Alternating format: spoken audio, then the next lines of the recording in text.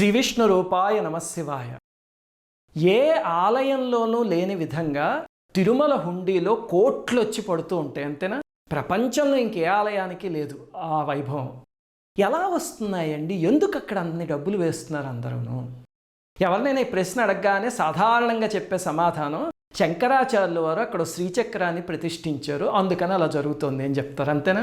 శంకరాచార్యుల వారు ప్రతిష్ఠించిన శ్రీచక్రం ఖచ్చితంగా మహాశక్తివంతమైంది, కాదని కాదు. కానీ ఆయన అలాంటి శ్రీచక్రాలు ఎన్నో ఆలయాల్లో ప్రతిష్ఠించారు, కాంచీపురంలో కానీ ఇంకెక్కడైనా. మరి అక్కడెక్కడ అంత సంపద ఎందుకు రావట్లేదు? తిరుమలలోనే ఎందుకు వస్తుంది? ఆ హుండీకి ఒక రహస్యం ఉంది, అది పద్మపురాణంలో ఉంది. ఇప్పటిదాకా ఎవ్వరు చెప్పనిది మీకు ఈ వీడియోలో చెప్తా, జాగ్రత్తగా వినండి. అలాగనే మీకు సామాన్యంగా ఇంకొక 4 ప్రశ్నలు వస్తూ ఉంటాయి, వాటిలన్నిటికీ కూడా ఈ వీడియోలో సమాధానం ఉంటుంది. ఇంతకీ ఏమిటండి? మొట్టమొదటిది, కుబేరుడి దగ్గర నుంచి ఆయన అప్పు తీసుకున్నట్టు పెళ్లి కోసం.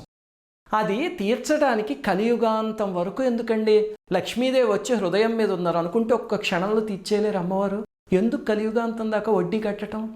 వస్తుంది కదా ఈ ప్రశ్న, ఆలోచించి చూడండి, చాలా లాజికల్ క్వశ్చన్. అలాగనే ఇంకో ప్రశ్న ఏమిటంటే, స్వామి సొమ్ముల్ని స్థలాల్ని అలాంటివి అక్రమార్కులు దోచేస్తున్నారు, మరి స్వామి చూస్తూ ఊరుకుంటాడా? ఏమి చేయడా? మనకి ఈ ప్రశ్న వస్తుంది కదా. మూడోది, హుండీలో డబ్బులు వేస్తాము అంటే ఎంతటి పాపాత్ములకైనా కోరికలు తీరుతున్నాయి. ఎలా తీరుతాయండి? చూస్తున్నాం కదా, ఆ కోరికలు తీరబట్టే అక్కడ కోట్ల మంది వచ్చేస్తున్నారు. రావద్దు అన్న తిరుమలకి అన్ని కోట్ల మంది రావడానికి కారణం అది. ఎలా జరుగుతుంది అది? ఈ ప్రశ్నలు వస్తాయి కదా, ఇవి కూడా ఈ వీడియోలో చెప్పుకుందాం. ఇవి నేను చెప్పడం కాదు, అమ్మవారే ప్రశ్నలు అడిగితే స్వామి సమాధానాలు చెప్పారు. అదే తిరుమల ధనాకర్షణ రహస్యం. అందరికీ నమస్కారం. మన భారతీయ సనాతన ధర్మం గురించి, ఈ దేశంలోని మహనీయుల గురించి, ఆలయాల రహస్యాల గురించి ఎంతో పరిశోధన చేసి ఈ ఛానల్ని మీకు అందిస్తున్నాం. సబ్స్క్రైబ్ చేసి పక్కనే ఉన్న బెల్ ఐకాన్ని క్లిక్ చేయండి. మొట్టమొదటి ప్రశ్న, స్వామి కలియుగాంతం వరకు కుబేరుడు వడ్డీ చెల్లించటం ఎందుకు? అసలు అమ్మవారే ప్రశ్న అడిగారు స్వామిని పద్మపురాణంలో.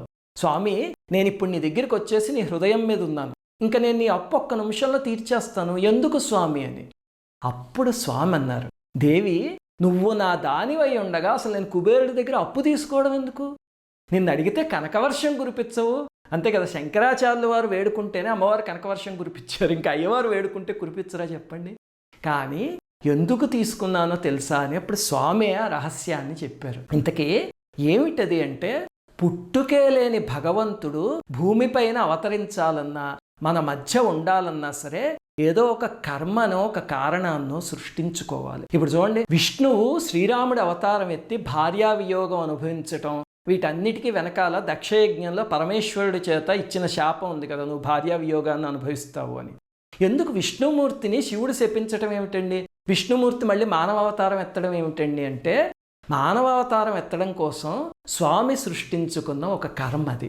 అలాగనే ఇక్కడ కూడా కలౌ శ్రీ వెంకట నాయక అంటాం కదా మనం, అంటే కలియుగానికి దైవం వెంకటేశ్వర స్వామి. మరి కలియుగం చివరి వరకు స్వామి ఇక్కడ ఉండాలంటే ఎలాగా? లక్ష్మీదేవి ఆయన వక్షస్థలం మీదకి రాగానే ఆయన వెంటనే వైకుంఠానికి వెళ్ళిపోతారు న్యాయంగా అయితే. కానీ ఈ కుబేరుడికి అప్పు వడ్డీ కట్టడం అనే మిషతో స్వామి ఇక్కడ ఉండడానికి ఆ లీల సృష్టించారు. కలియుగాంతం అవ్వగానే అమ్మవారు ఆ మూలధనం అంతా ఇచ్చేస్తారు, అప్పుడు లక్ష్మీనారాయణులు ఇద్దరు వైకుంఠానికి వెళ్ళిపోతారనమాట. అది అక్కడ రహస్యం. ఇంకా రెండో రహస్యం, స్వామి సొమ్ముల్ని స్థలాల్ని అక్రమార్కులు కొట్టేస్తుంటే స్వామి ఎలా చూస్తూ ఊరుకుంటారు? ఇదే ప్రశ్న అమ్మవారు అడిగితే స్వామి అద్భుతమైన సమాధానం ఇచ్చారు. ఏం చెప్పారంటే, మనం హుండీలో వేసే ధనాన్ని స్వామి 3 భాగాల కింద చూస్తారట. చాలా చాలా జాగ్రత్తగా వినండి.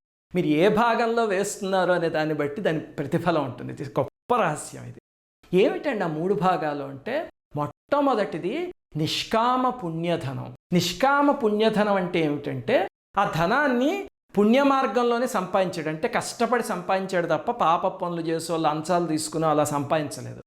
కానీ హుండీలో వేసేటప్పుడు ఏం చేశాడంటే, ఏ కోరిక ఉండదు, తీసుకువెళ్ళి స్వామి నీ దయ వల్లే కదా స్వామి నేను ఇలా ఉన్నాను, ఇవన్నీ నా డబ్బులా, నా సంపాదన, ఇది నీ అనుగ్రహం స్వామి, తల్లి నీ అనుగ్రహం తల్లి అని ఆ పక్కనే ఉన్న అమ్మవారికి దండం పెట్టుకుని హుండీలో తీసివేసాడు అనుకోండి, ఏ కోరిక లేకుండా, దాన్ని నిష్కామ పుణ్యధనం అంటారు. అలా వేసేవాళ్ళు చాలామంది ఉంటారు. స్వామి ఆ ధనాన్ని మాత్రమే కుబేరుడికి వడ్డీ కట్టడానికి ఉపయోగిస్తాడు.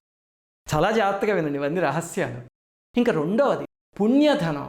అదేమిటండి అంటే న్యాయంగా సంపాదించిన సొమ్మే, కానీ ఏదో ఒక ప్రతిఫలం ఆశించి వేస్తారనమాట. అంటే స్వామి నాకు కుమారుడు పుడితే ఇది వేస్తా, లేకపోతే నాకు వివాహం అయితే ఏదో బంగారపు కాసు తీసుకొచ్చి నీ హుండీలో వేస్తాను, ఇలాగ వేస్తారు. అదంతా పుణ్యంతో సంపాదించిన సొమ్మే, కానీ ఏదో ఒక కోరికతో వేసిందనమాట. ఆ భాగాన్ని స్వామి ఏం చేస్తాడంటేట అవి తీసుకువెళ్ళి దాని చేతే అన్నదానాలు, ఆరోగ్యాలు, విద్యాదానాలు, ఈ వేద పఠనాలు అలాంటి వాటన్నిటికీ ఖర్చు చేయిస్తాడు ఆ సొమ్ముని. దానివల్ల ఏమవుతుంది, వేసిన వాడి పాపం కరిగిపోతుంది. ఆ కరిగిపోవడం వల్ల వీడి కోరిక వెంటనే తీరుతుంది. ఎంత విచిత్రమో చూడండి. ఇప్పుడు టీటీడీ వాళ్ళు చేసే మంచి పనులు ఉన్నాయి చూడండి.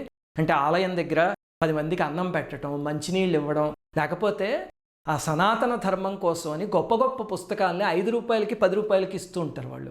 అసలు భాగవతం సెట్ బయట మనం కొనుక్కుంటే వేల రూపాయలు ఉంటాయి, అలాంటి 100 రూపాయలు ఇచ్చేస్తారు. ఎలా వస్తుందండి ఆ సొమ్మంతా అంటే స్వామి ఆ రెండో భాగాన్ని ఉపయోగించి ఇలాంటి మంచి పనులు చేస్తూ ఉంటారు. తద్వారా మన పాపం కరిగిపోతూ ఉంటుంది. అది ఆ ప్రచోదనం చేసి ఆ డబ్బుని ఖర్చు పెట్టించేది స్వామి. ఇంకా మూడవది అన్యాయపు సొమ్ము. అంటే ఏవో నానా వెధవ పనులు చేసి లంచాలు తీసుకుని ఎవరినో ఏడిపించి సంపాదించి, లేకపోతే రౌడీజములు చేసి, లేకపోతే ఆలయాల్లో భూముల్ని తినేసి, దేవాలయాల్ని మోసం చేసి, అక్కడ నగలు దోచేసి, ఇలాంటివన్నీ చేసి సంపాదిస్తారు కదా. ఏ ఇన్కమ్ ట్యాక్స్ రైడ్ వస్తుందనుకోండి, స్వామి నీకు ఇంత సమర్పించుకుంటాము అని మొక్కుకుంటారు. వాళ్ళ కష్టం తీరుతూ ఉంటుంది, పాపాత్ములకు కూడా తీరుతూ ఉంటుంది కష్టం.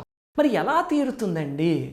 అసలు ఇలాంటి పనులన్నీ చేస్తుంటే స్వామి చూస్తూ ఊరుకోడా, ఏమిటండి ఏం చేయట్లేదు అని మనం బుద్ధిలేనితనంతో ప్రశ్నిస్తాం. కనకదుర్గమ్మవారి నగలు పోతే కనకదుర్గమ్మవారు ఏం చేసిందండి?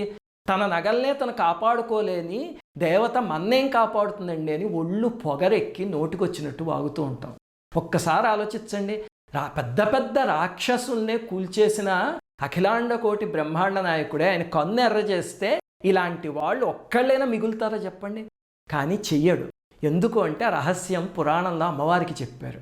ఏమిటి అంటే అవన్నీ నేను చూస్తూ ఊరుకుంటాను అన్నారు స్వామి. అదేమిటి స్వామి, ఎందుకు చూస్తూ ఊరుకోవడం అంటే అక్కడ ఒక అద్భుతమైన విషయం చెప్పారు, చాలా జాగ్రత్తగా వినండి.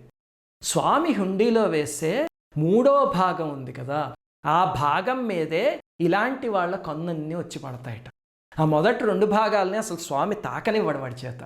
ఈ 3వ భాగం అంటే పాపాత్ములు వేసే సొమ్ము మీదే ఆ మిగతా వాళ్ళ కన్ను వచ్చి పడుతుంది.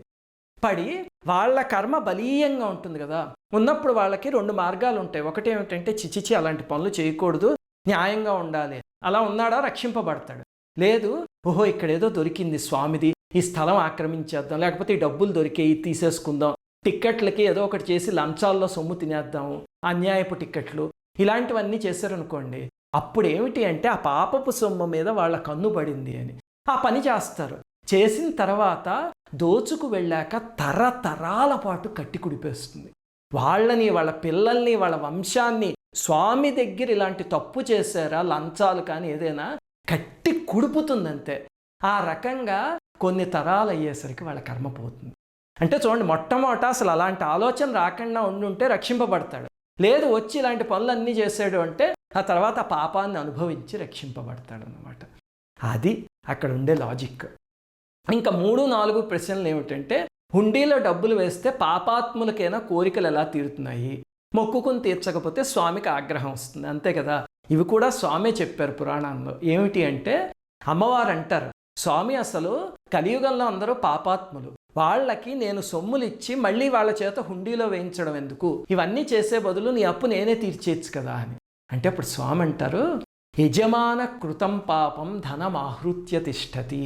అంటే పాపపు సొమ్ము సంపాదించాడు అనుకో, ఆ సొమ్ము మీదే ఆ పాపం అంతా తిష్ట వేసుకుని ఉంటుంది. మన కేశాలలో ఎలాగైతే ఉంటుందంటామో అలాగే మనం సంపాదించిన పాపపు సొమ్ములో మన పాపం అంతా ఉంటుంది. స్వామి ఏం చేస్తాడంటే ఒక అనారోగ్యమో కష్టమో ఏదో ఒకటి తెప్పిస్తాడు, అది కూడా మన మీద కారుణ్యంతో. దాంతో మనం ఏం చేస్తాం, బాధపడుతూ ఆయనకు ముడుపు కడతాం, స్వామి తీరిపోతే తిరుమల వచ్చి నీ డబ్బులు వేస్తాను అని.